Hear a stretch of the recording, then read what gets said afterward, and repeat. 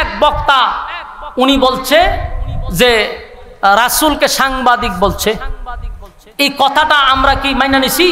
এটা মানার কথা না, রাসূলের শানে এটা চরম পর্যায়ের এক বেয়াদবি। কিন্তু উনি বলছে যে আমি ক্ষমা চাইছি, তাহাজ্জুদ করে মাফ চাইছি, তাহলে শেষ না? একটা মানুষ যখন আল্লাহর কাছে ক্ষমা চায় তো শেষ। ও নামনে তারে গাঁজা খুর বানাইছে, গাঞ্জা বলে খায়। এই যদি অবস্থা হয় তাহলে আমাদের পরিণতি কি এক হওয়ার জায়গা তার আছে? গাঞ্জা বলে খায়, বানাইছে বেটারে কাফের। একদল তারে গাঞ্জা খাওয়াইতেছে, একদল কাফের বানাই লিতেছে। ওরে বাপরে বাপ, বাপরে বাপ, সার দেওয়ার মন মানসিকতা থাকা দরকার। যেই লোকটার ব্যাপারে বিতর্কিত হইছে একটা বার একটু চিন্তা করেন, 3টা বছর সে জেল কাটছে। কয়টা বছর?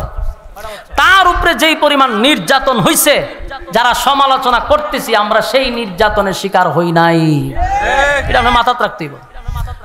বড় বড় মোটকা লাগাইয়া মন্তব্য করা যায়, জেল তো খাটি নাই, 3 বছর রিমান্ডে আমরা থাকি নাই, তাই আমাদের মুখ দিয়ে সমালোচনা বাহির হয়। 3 বছরে তার উপরে যেই পরিমাণ নির্যাতন হইছে এটা তো আমরার উপরে হয় নাই। আল্লামা বাবনগরী রহমতুল্লাহ আলাইহির বক্তব্য শুনেন নাই? ওনারে জেলখানায় কি করছে? বাতের ওষুধ দিতে দিতে জালেমরা ওনাকে দুনিয়ার থেকে বিদায় করছে। বাবনগরীর বয়স সেরকম হয় নাই, বার্ধক্যে পৌঁছে নাই, এর আগে ওনারে শেষ করে দিছে। আল্লামা সাইদি সাহেব জেলখানার ভিতরে স্বাভাবিক মৃত্যু হয় নাই, ওনাকে চক্রান্ত করে তারা হত্যা করছে। ঠিক কিনা বলেন? আমাদের প্রত্যেকটা আলেমদেরকে যারা জেল কাটছে, ইবনে শাইখুল হাদিস সহ অতীতে যারা জেলখানায় ছিল তাদের উপরে কি পরিমাণ নির্যাতন হয়েছে কল্পনাও করতে পারবেন না। তাই তারা ভুল করলে, তারা যদি হয় আমরা তওবা করছি মাফ করে দেন, সমালোচনা করেন না। তাদের উপরে অত্যাচার হয়েছে, তাদের উপরে জুলুম হয়েছে, মাথা ঠিক নাই। ওই যে আমরা ফিরছি হুজুর, এই উদ্দুসুরু ছেলেটারেও কিন্তু কম নির্যাতন করছে না, উল্টা পাল্টা করে আমরাও দেখছি। কিন্তু তার হাতে বেরি, তার পায়ে বেরি, যেই নির্যাতনটা সহ্য করছে আমি করি নাই। আমি সমালোচনা তো করতে পারবো, আমি তো মারি খাই নাই। আমার শরীর স্বাস্থ্য বালা, ফেট অত বড়, আমার খাওয়ান ঠিক আছে, ঘুম ঠিক আছে, তো সুতরাং আমার তো সমালোচনা বাইরিব, সমালোচনা করতে পারবো আমি। নির্যাতন সহ্য করলে ফেট এত বড় হওয়ার কথা না। এই জন্য সাবধান, আমরা সার দেওয়া শিখি। আমরা চাই ঐক্য হইতে, ঐক্যের ক্ষেত্রে আমরা সার দেই, কামরা কামড়ি বাদ দেন। একটা লোক যদি অপরাধ হইছে মাফ করে দেন। মানুষকে হাসায়েন না, মানুষকে তামসা দেখায়েন না। আজকে টুপিওয়ালা সব এক হয়ে গেলে আমাদের উপরে আঙ্গুল তুল্লা তাকাইবার কেউ ছিল না। আফসুস আর আফসুস, একটা চেয়ারের জন্য আমি মৌলবী পর্যন্ত ইমান নষ্ট করতেছি। অথচ ইমান হাসরের মাঠে যদি যাররা পরিমাণও লয়ে যাইতে পারেন তাও কোনোদিন জান্নাতের গ্রান পাবেন। বলুন কতটুক গেলে জান্নাতের গ্রান পাওয়া যাবে? আর যদি একবারই লইয়া না যেতে পারেন ভয়াবহ অবস্থা শুরু হবে। আল্লাহ বলেন আমিনু কামা আমানান নাস, ঈমান আনো তাদের মতো, ওই মানুষদের মতো যারা ঈমান দিয়া দেখায়া গেছে। যুবক ভাইরা, আম্মার রে তারা মার সামনে, সন্তানের সামনে মারে উলঙ্গ করছে, মার লজ্জাস্থানে বর্ষা দিয়ে আঘাত করছে, এরপরেও তারা ঈমান ছাড়ে নাই, ঈমান দিয়া দেখায়া গেছে। আমরা যারা শিখ আজকের থেকেই ওয়াদাটা অন্তত করেন যে আমরা সব ছাড় দিতে পারি, কিন্তু ঈমানের ক্ষেত্রে কোনো ছাড় আমাদের কাছে হবে না। ঠিক কিনা বলেন? ঈমানের ক্ষেত্রে কোনো ছাড় নাই, আর সব বিষয়ে আমরা ঐক্য হব ইনশাআল্লাহ। আমরা ছোটখাটো বিষয় ছাড় দিয়া দেই, মৌলিক ঈমানের ক্ষেত্রে আমরা সবাই এক। ঠিক কিনা বলেন? আগামীর বাংলাদেশ হবে ইসলামের বাংলাদেশ। ঠিক কিনা বলেন? আগামীর বাংলাদেশ হবে আলেম উলামাদের বাংলাদেশ। ঠিক কিনা?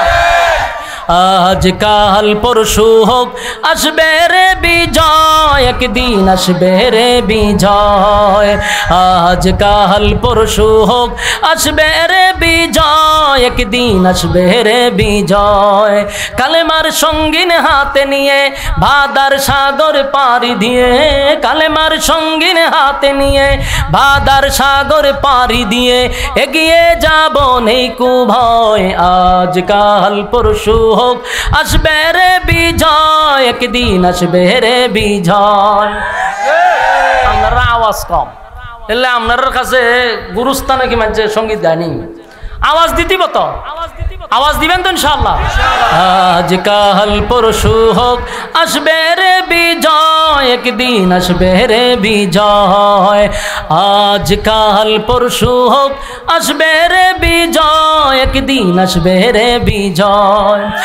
আমাদের এই পথ চলা থামবে না কোনো দিন, আমাদের এই পথ চলা থামবে না কোনো দিন, এভাবেই একদিন উঠবে বেঝে আমাদের বিজয় বিন। যতই বাধায় আসুক না কখনো পিছু হাঁটব না, যতই বাধায় আসুক না কখনো পিছু হাঁটব না, আমরা মুজাহিদ ও কত ভয়। আজ কাল পরশু হোক আসবে রে বিজয়, একদিন আসবে রে বিজয়। ঠিক কিনা? মিছিলে আর মিছিলে সকলের ঢেকে যাই, এই পৃথিবীর আর কোথাও এই মিছিলের তুলনা নাই। মিছিলে আর মিছিলে সকলের ঢেকে যাই, এই পৃথিবীর আর কোথাও এই মিছিলের তুলনা নাই। আল্লাহু আকবার ধ্বনি দিয়ে আল কোরআনকে হাতে নিয়ে, আল্লাহু আকবার ধ্বনি দিয়ে আল কোরআনকে হাতে নিয়ে এগিয়ে যাব নেই কু ভয়। আজ কাল পরশু হোক আসবে রে বিজয়, একদিন আসবে রে বিজয়। আজ কাল পরশু হোক আসবে রে বিজয়, একদিন আসবে রে বিজয়। কালেমার সঙ্গিন হাতে নিয়ে বাদার সাগর পাড়ি দিয়ে, কালেমার সঙ্গিন হাতে নিয়ে বাদার সাগর পাড়ি দিয়ে এগিয়ে যাব নেই কু ভয়। আজ কাল পরশু হোক আসবে রে বিজয়, একদিন আসবে রে বিজয়। আজ কাল পরশু হোক আসবে রে বিজয়, একদিন আসবে রে বিজয়। ঠিক কিনা বলেন? বিজয় আসতে গেলে ঐক্য হতে হবে, ঠিক কিনা?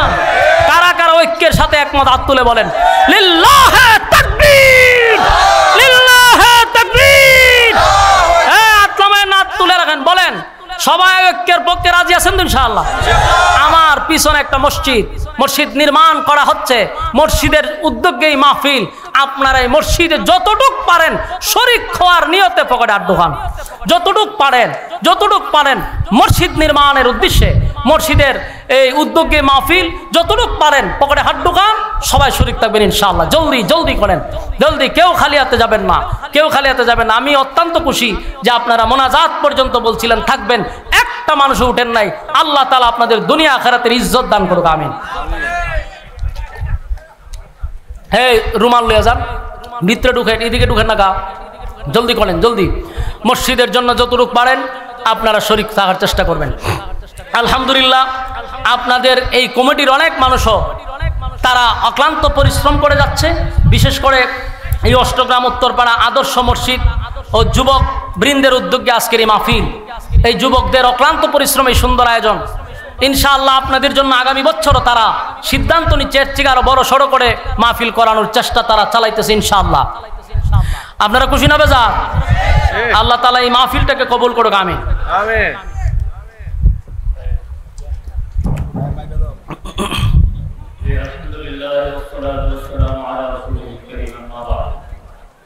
এখন দোয়া হবে আমাদের